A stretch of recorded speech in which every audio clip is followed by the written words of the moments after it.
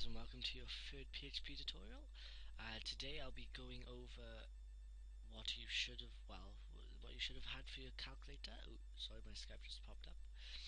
What you should have had for the calculator challenge I set to you in the second tutorial, and I shall be going over something what I find fun anyway, the get method in PHP. Okay. So for your calculator, you should have something along the lines of this. Maybe not all this stuff here, and just put this in to demonstrate to you. What we have is we have the two variables that we're using. So your first number, your second number, and then we're adding them up by here and displaying them with our echo. I put this in by here just so if any of you want to see that plus is adding, common sense for that, same with take it away. As a forward slash for dividing and an asterisk for timesing, and that's all of the basic maths. Just if anyone if any of you want to know. And just to show that this works, I'm going to open up my browser and type in localhost and tutorial/hello PHP. As you see by here now, you may have got the same thing. You think you'd think. Let me just comment out. This, by the way, is comments. Anything after 2 forward slashes will, if you're using Notepad++ and most other editors, will display green or grey.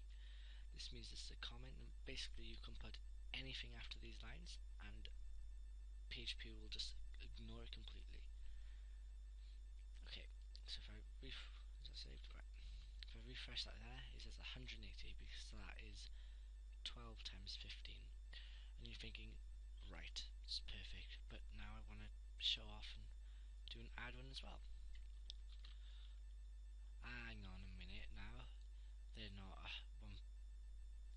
18,027. Now this is because PHP has gone through it and said, right, I am going to display whatever this equals by here, and it did, but then it said, oh, okay, that's all it wants me to do, because you ended it with a semicolon. And then it goes, oh, okay, I gotta display something else now, and it's displaying what we equal here, but there's nothing in between it. So, nice way, you could do echo like that, and I'll give a space, but there's an easier way to do this, and a much cleaner way, rather than adding another line. If we get rid of that, is if we do, we're going to add another thing we want PHP to say after it. So we want to do a full stop after the last thing we say, so number 2 in this case, space and a quotation mark. Like that. And there you go, it looks the same. Now what this does is saying this is one item. It's only going to display the answer of those two of this number here. Now we add a full stop because we want to say, right, after you've worked that out and printed it to screen, I want you to write something else. You put that stop at that, and we want to add a quotation mark with a space in it to give it a nice space. The same goes by here. Now if we want to go if we add another full stop, we can go, this is the sum of 12 times 15. Save that and refresh, and there we go. But put a space for that to make it look nicer. There we go. Now that's all well and good, but now we have this, our second statement on the same on the second line, and I'm thinking, how do I do that? Because say if you went like that, you went, I've put an enter in it. It should go to the next line, but it doesn't. This is because the way PHP interprets it, every time it sees that semicolon, it's a new line. It doesn't read these spaces like we do. It goes off statements which ends in the semicolon. So what we want to do is it's okay if you don't know what this means. This is just basic HTML. You'll pick it up on the way if you don't know it. We want to do a less than sign, BR, which stands for break, for line break, a space, then a forward slash, and a greater than symbol. This is basically a line break, and you'll probably use it a lot just for making stuff look nicer. So we save that, and there we go. It's on the next line. You just do this. Just gonna get rid of this part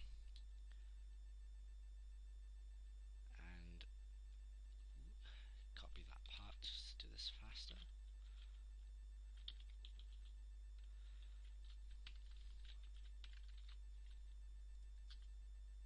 There we go. I think. Anything? Oh, I forgot to paste in below. We've got double semicolons. There we go. Everything's on a nice line. And because we're putting this on a line now, we can actually get rid of this. But that was just to show you for future references. Okay. So that's the basic calculator functions in basic calculator and math functions in PHP. And if you didn't get that all right and there's something you want to go over, if you might want to watch this tutorial again, or just comment in the section below and I'll happily help. Okay, right. So next thing we're going to do now is look at the get method in PHP. Now I wanted to do this now rather than go on to something more boring then, because I don't want these tutorials to get too boring. And also, the get method is one of the most used methods in all websites. So if you remember from my first tutorial, I shown you what PHP can do. Just pause that. Right, by here, we see watch with a little question mark. This question mark means, right, we're on the page watch, and I want you to, we want to check for a variable that can change on this page. The variable is called v, but there, and is equal to that.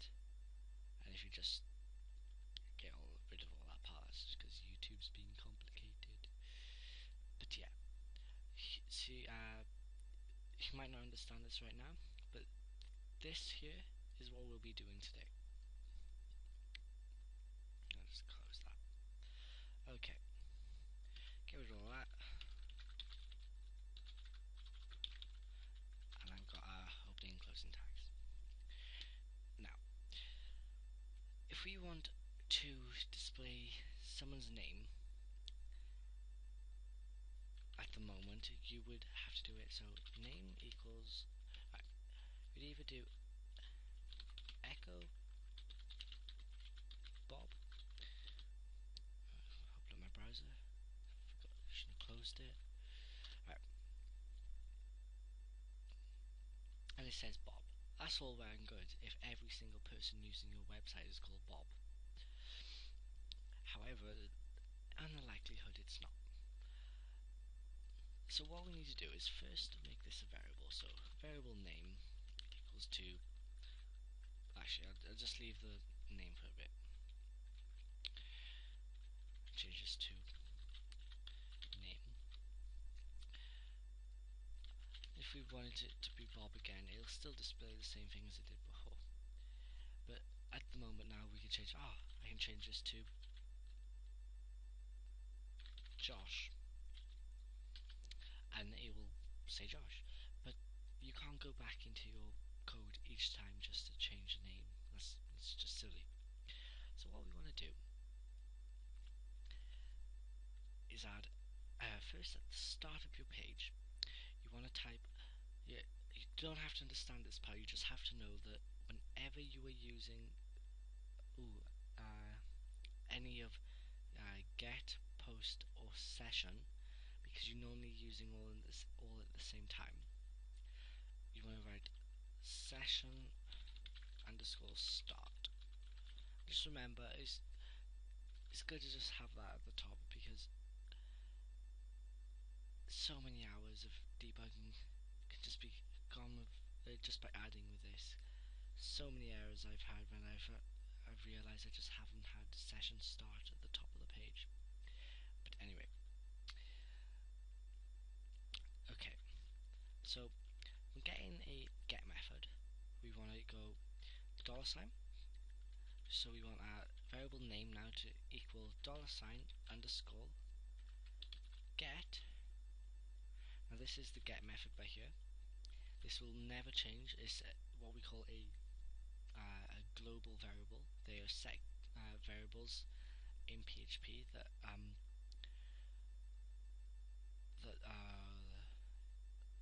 they're methods. They like methods like the echo method in PHP.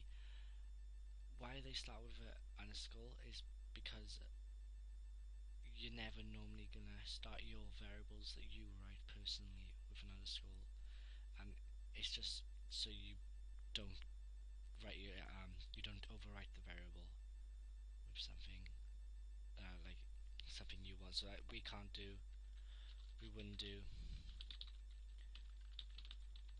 get equals Bob. It's just so we don't do that. Anyway, get a little square bracket by here. I'm not sure their name, and we'll do name. I think will probably be a good one. So do open quotes name. Oops, get rid of the caps. Name, close square bracket, and that is it. Making sure to close it off by here. Now at the moment, if we save that, refresh, it'll have an undefined index because we do not have, there is no get at the moment. So what you want to do in your browser now is after PHP, you want to do a question mark, name equals, and we'll do Bob, and it'll display Bob. Now, the good thing about this is just do Joe, Lewis, dog, and it'll change like that. Now,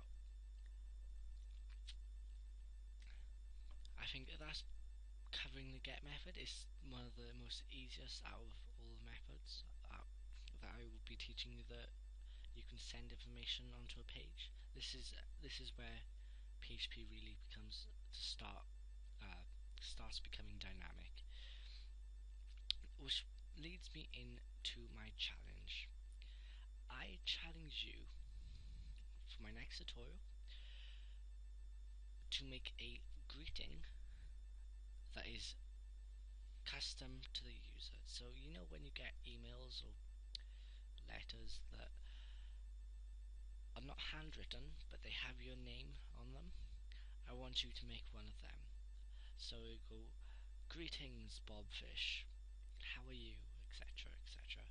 And you could even add some other things that we've gone over today, like the math functions and whatnot. Anyway, I hope you enjoyed and learned some things. I will be back next time. If you could just like the video and subscribe, that will be great. Thank you. Bye bye.